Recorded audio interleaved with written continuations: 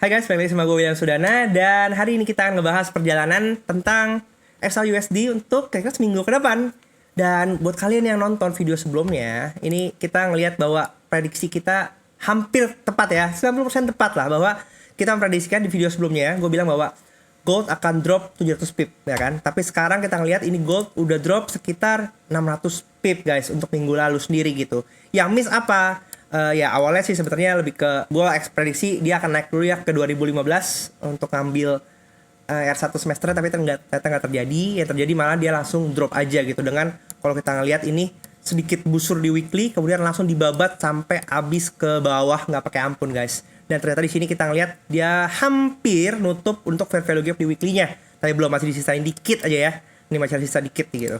Nah kira-kira apakah perjalanan gold ini masih ke bawah atau mereka akan balik lagi ke atas? Ini yang mau kita bahas di hari ini. So, langsung aja kalau misalnya kita ngelihat di sini ya, sebenarnya ini udah tanda-tanda bahwa candle Marubozu yang gede ini menunjukkan impulsivitas gold tendensi untuk lanjut ke bawah lagi. Karena kalau kita lihat memang dari sisi teknikal sendiri, ini banyak banget fair value gap yang tertutup, terutama dari sisi weekly dan juga daily.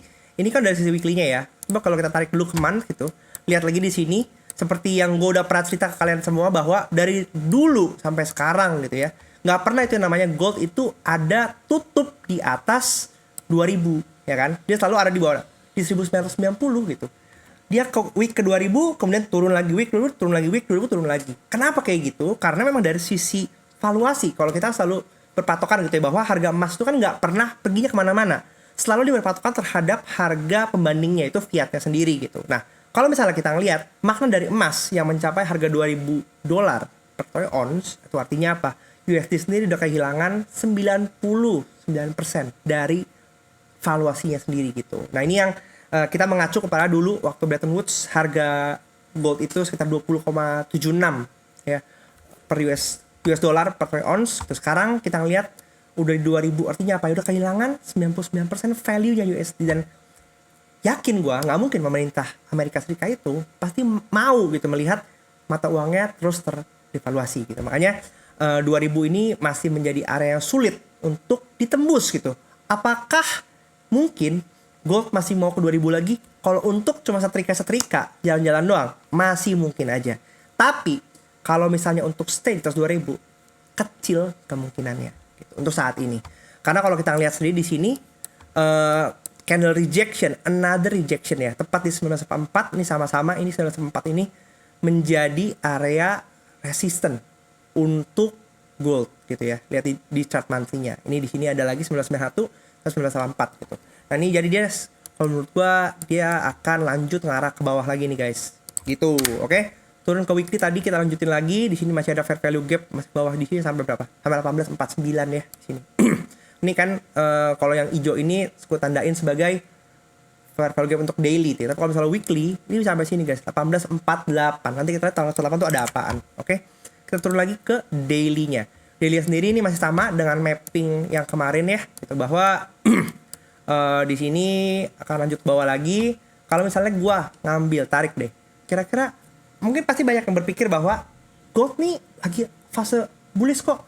Kenapa lu bisa bilang turun ke bawah terus gitu? Oke, kita tarik bawah ya. Tarik Fibonacci, oke, untuk kita nyari titik keseimbangan di mana sih gitu. Nah, di sini kita ngelihat 1909 ini 15%, 50% ya, yang merupakan ini juga pivot semester ya. Kalau misalkan kalian ingat pivot semester kemarin ditembus pivot quarter, di sini area yang berpotensi untuk menjadi pantulan pertama gitu. Karena kalau lihat di sini juga banyak support ya di sini 1909. Tapi nextnya ada 1885, kemudian ada 1868 gitu. Kemudian sampai 1851 ini ada gap Hamas 1830-an gitu. Tadi kalau kita ngelihat di weekly, kita masih bisa ngambil fair value gapnya itu bisa sampai di sini ya, 1849 di sini nih gitu. Nah, di sini area sini ya gitu. Tapi kita naikin aja, stick di sini aja, di atas aja, karena ini yang paling terdekat yang bisa diambil nih gitu, untuk di area 99 sampai 1885. Jadi kalau menurut gua penurunan sampai 1885 itu juga bisa kita pantau gitu. Itu masih valid banget gitu. Kemudian kalau misalnya kita tarik di sini juga ada area base kecil yang bisa menjadi consideration kita, yaitu ini area berapa? 1921 ya, 1925 ya kan. Ini juga merupakan pivot monthly untuk bulan November kayak gitu. Nanti gua kasih gambarnya juga mapping untuk RPS-nya sendiri gitu. Tapi so far poin-poin ini yang menjadi pantulan ya, karena di sini ada 1926, ini area pivot monthly, turun ke bawah lagi 1848an di sini itu merupakan juga area S1 monthly gitu. Jadi banyak banget poin-poin pantulan nih, secara Fibonacci sendiri pun ini merupakan area-area pantulan. Tapi kalau gua nggak akan buy untuk saat ini, karena gue masih punya kecenderungan turun ke bawah lagi gitu. Kemudian untuk dari sisi daily-nya, gue mau sedikit update alur cerita sama kalian. Mana ya alur cerita gue ya, kalau hilang alur cerita. Nih dia, nih alur ceritanya. Oke, kita masih lihat di yearly yang hukum jikanya down, timing masih target sekarang karena kita di semester 2. Berarti targetnya ke bawah. Oke, semester 2 hukum jikanya up gitu. Semester 2 hukum jika up itu di sesi kuartal 4 sekarang ini dia merupakan timing target juga. Tapi kemarin kita udah ngeliat pergerakan impulsif ke atasnya. Jadi kita bisa bilang bahwa ya saat ini untuk pergerakan semester kita tunda dulu karena data udah berganti ya dari Oktober ke November. Nah sekarang November ini lagi ngapain? November lagi menjalankan tugasnya. Ya itu adalah timing busur. Gitu. Oh hilang. Nih oke. Kuartal 4 juga udah di timing, masih timing busur ya. Timing busur kan masih ke atas ya. Gitu. Ini ini ke bawah. Jadi yearly timing target ke bawah, semester 2 timing targetnya ke atas. Kuartal 4 timing busur, masih timing busur karena ini masih di week ke-6, tapi dikit lagi timing busurnya berakhir. Kalau kita ngelihat timing busurnya itu berakhir di ya mulai sebenarnya CPI tanggal 14 ya, itu bisa menjadi patokan kita itu bahwa perubahan quarter akan masuk ke target gitu. Jadi ini udah setengah banget nih untuk quarter. November sendiri masih ke timing busur, oke, karena kita bermasuk di minggu ke 1 ke 2, ini udah setengah ya, makanya CPI ya kan, CPI tanggal 14 akan menjadi moment of truth. Kemana gold akan melanjutkan perjalanannya gitu. Apakah dia akan bablas busurnya lanjut ke bawah lagi, atau dia akan balik ke atas ke 2000 lagi untuk bermain-main ke sana menyelesaikan tugas monthly-nya yang juga masih up. Kemudian semesternya yang juga mungkin mau dikejar sampai R1 semester, nobody knows gitu. Tapi point of view gue sekarang adalah November kita masih akan kejar ke bawah dulu sebentar sampai titik-titik yang tadi udah kita sebutin di barusan itu. Oke? Jadi tetap update alur cerita kalian, bikin mitigasi plan 2 arah, kalau dia naik kemana, kalau dia turun kemana kayak gitu. Oke, lanjut lagi dari sini kita ngelihat pergerakannya dari kemarin, dari sepanjang minggu itu gold benar-benar impulsif turunnya, nggak pakai ampun ya, benar-benar pip dikejar dalam waktu 1 minggu. Menurut gua ini juga nunjukin bahwa bukan yang nggak mungkin gold itu untuk lanjut lagi ke bawah gitu, karena dengan pergerakan yang masif dengan timing dan waktu-waktu yang mepet, terutama kalau gue di video sebelumnya itu gue sebut bahwa November ini adalah November tikung menikung karena banyak banget tugas yang lagi kejar-kejaran, itu menjadi mepet gitu, karena waktu sisa mepet, jarak masih panjang, berarti pergerakan akan didorong, terutama dengan nanti adanya data-data ekonomi yang dikeluarkan. Di sini kita ngelihat pivot monthly ya, pivot monthly ini ada di 1926 guys, makanya kita akan melihat dulu pantulannya apakah kalau dia di sini dia akan mantul atau enggak. Kalau misalnya dia di sini mantul, mungkin dia akan lanjutin ke atas lagi pergerakannya, gitu. Tapi kalau misalnya dia tidak mantul di sini, melainkan dia turun ke bawah, ya, sampai mungkin ke area S1 semesternya, S1 monthly-nya, yang itu adalah di sini, oke? 18, 4, 43, 46. Dan ternyata 18, 43, 46 ini bertepatan juga dengan low before quarter 3 gitu. Jadi ada 2 angka confluence yang bisa menjadi wah, ada potensi besar dia ke sini. Terutama di sini juga ada gap ya. Dan tadi kita ngeliat juga di chart weekly itu masuk dalam range fair value gap weekly gitu. Nah, di sini kita ngeliat angka-angka yang menarik ini, kalau misalnya dia sampai turun ke sini, berarti menurut gua akan sulit, akan punya tantangan gitu untuk gold ngejar ke atas lagi. Jadi mungkin pergerakannya akan terhambat gitu, terutama dari sisa waktu yang ada gitu, karena untuk mendorong ke bawah aja ini masih panjang ya, karena dari posisi 1938 Kalau dia mendorong sampai 18.40, berarti kan masih ada 900 pip lagi guys untuk ke bawah gitu. Dikejar dalam waktu seminggu, apakah CPI yang akan justru akan ngeboost makin ke bawah? Ini akan jadi tontonan kita di tanggal 14 nanti kayak gitu. Dan kalau misalnya kita perhatiin lagi ya, ini gua hapus aja. Dari sisi kita ngelihat adanya angka-angka ya. Kita lihat open quarter 4 itu kan ada di open quarter 4 itu 1 Oktober. Open quarter itu ada di atas bawah sini ya. 18.47 quarter 4 open ya. Kemudian untuk open semester 2 ada di 19.18. Kemudian open yearly ada di open yearly 18.29. Open yearly, gua catat sini ya. Open semester 1 nih 18.28. Berarti kalau kita ngelihat bahwa semua rata-rata angka-angka yang harga open ini kan kita mengacu pada nanti konsep balik lagi home sweet home ya. Udah tinggal sekitar 1 bulan plus lagi menuju akhir tahun. Artinya keseimbangan akan dikembalikan lagi. Pergerakan udah high-nya udah kebentuk, low-nya udah kebentuk, balik lagi ke keseimbangan gitu. Sama kayak kemarin ya kan di sini kita lihat bahwa kecenderungan harga untuk kembali menuju ke harga opennya. Di sini kita lihat 19.18 ada di bawah posisi harga sekarang. Kemudian open yearly-nya juga di bawah 18.28. Kemudian open semester 2-nya juga di bawah, masih di bawah. Open quarter juga di bawah.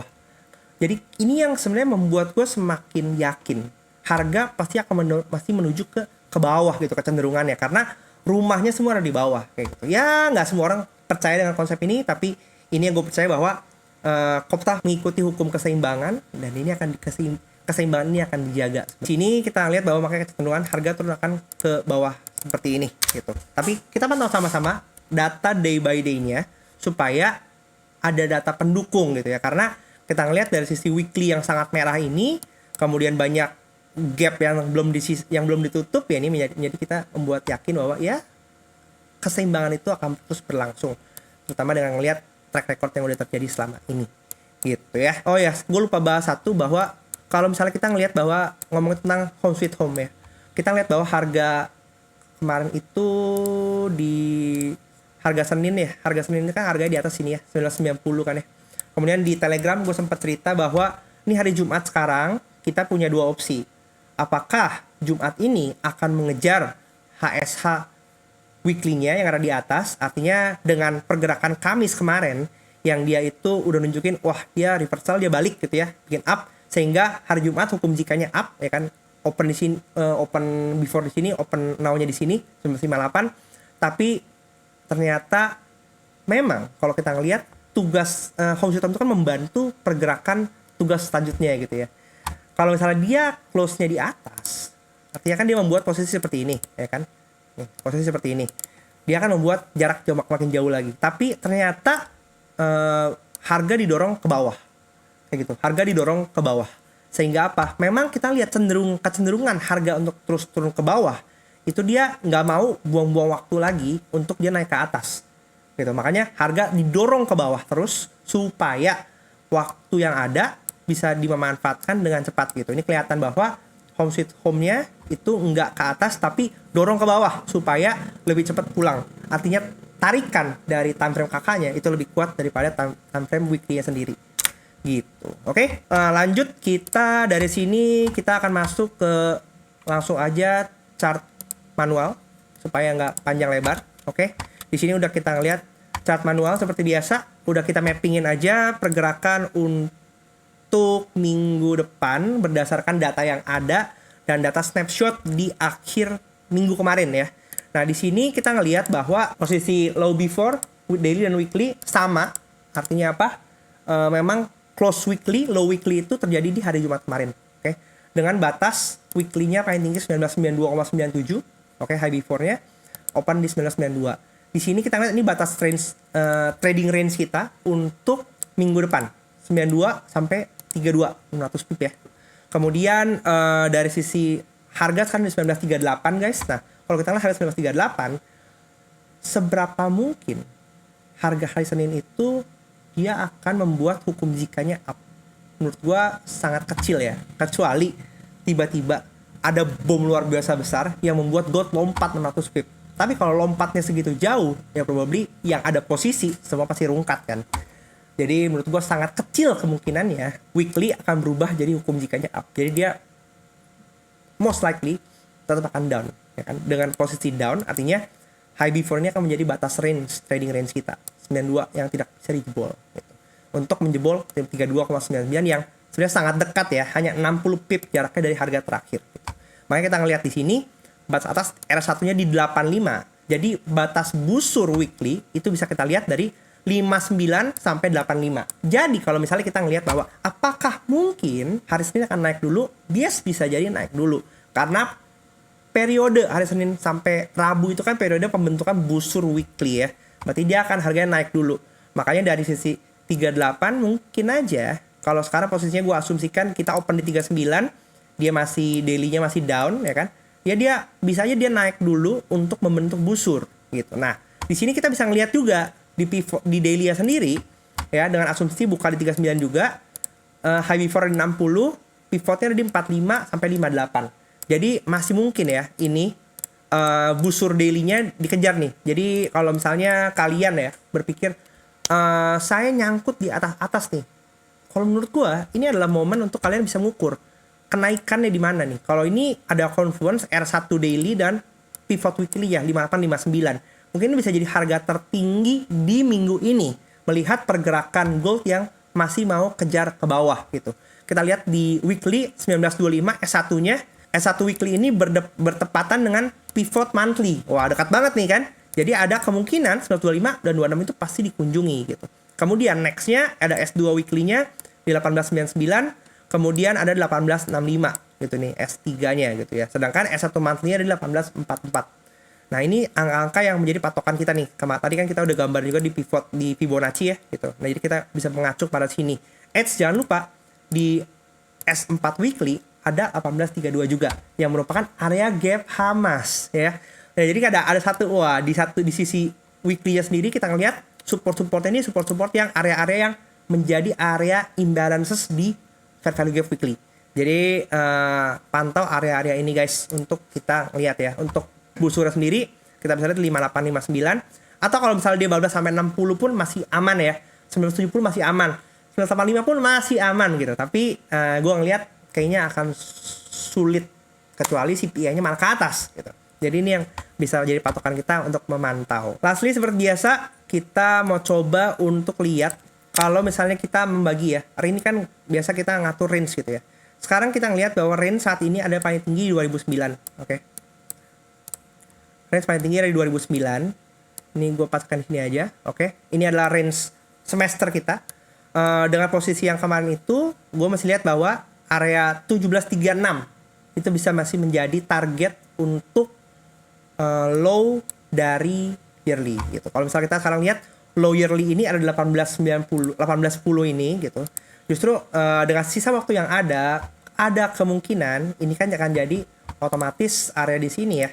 Itu akan menjadi area sell side liquidity ya kan, sell side liquidity di time frame daily bahkan gitu. Di sini juga ada banyak, di sini juga banyak gitu. Jadi posisinya probably kalau ini kejar ke bawah di sini, kalau misalnya ya kita ngelihat bahwa low before monthly kan ada di nih 1811 ya. Oke. Ini sekaligus 1810 ini sekaligus menjadi low before monthly ya. Kalau misalnya dari monthly-nya sendiri dia bablas S1 monthly tembus lagi, dia ngejebol sini akan kejar mungkin di sini gitu. Karena kalau misalnya kita lihat November ada di atas 198 berapa ini 1983 dengan posisi nanti closingnya ada di bawah-bawah sini ya kan, artinya Desember akan hukum jikanya down bisa jadi pergerakannya akan begini lalu begini tutup begini. Ini yang mungkin menurut gua bisa terjadi ya gitu. Antara nanti harga akhir tahun tutup di bawah 1829 atau sedikit di atas 1829 sehingga membuat nanti tahun depan antara dia up atau enggak berpotensi anomali down lagi, atau kalau down lanjut ke bawah lagi gitu. Untuk kalian yang pengen belajar lebih lanjut bisa join Telegram. Untuk kalian yang belum punya broker pengen coba untuk Valburi, kalian bisa cek juga di link di bio gua. Ini adalah broker-broker yang gue pakai sendiri juga. Jadi gue nyaman juga dengan kondisinya, nggak ada tipu-tipu di sini, juga nggak menawarkan apapun, jasa dana, VIP, private mentoring, semuanya ilmunya gue bagiin gratis buat kalian semua. Jadi feel free untuk join dan belajar bareng-bareng. Dan kalau misalnya kalian nggak setuju dengan pendapat gue, nggak apa-apa, karena setiap orang punya pendapat yang berbeda-beda. Analisa juga pasti bisa salah, nggak ada analisa yang 100% benar. Tapi di sini kita mau sama-sama melihat perspektif. Ada kemungkinan apa aja yang bisa terjadi sehingga kita bisa memitigasi rencana-rencana yang bisa kita siapkan untuk trading kita masing-masing. Jangan lupa untuk subscribe dan share video ini ke teman-teman kalian semua. Sampai jumpa di next video. Bye.